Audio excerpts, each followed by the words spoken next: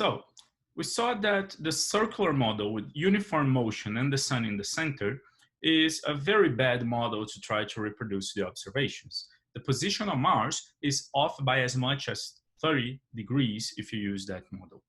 So let's consider 1 degree of sophistication to try to better the agreement between the observations and the model. Now the next model would be the eccentre. This model merely shifts the position of the center of the orbit away from the sun by an amount equal to a times e, where a is the radius of the circle.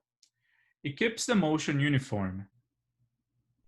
Now, in this model, the eccentre, if you are modeling the position of the planet with respect to the sun, all that you need is to shift the position of the origin in the x-axis by an amount ae.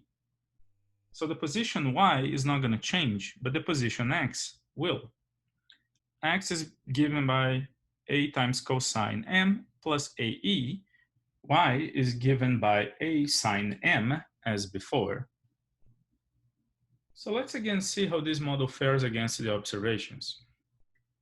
So this is the same plot as before. The longitude against time on the upper left axis, the deviation between the true longitude and the calculated longitude in the upper right axis, the heliocentric view in the lower left axis, and the geocentric view in the lower right axis.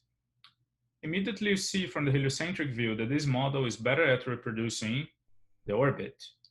But when you actually try to calculate the position of Mars, you see that, again, it does not reproduce the path of Mars or the position of the retrogradations.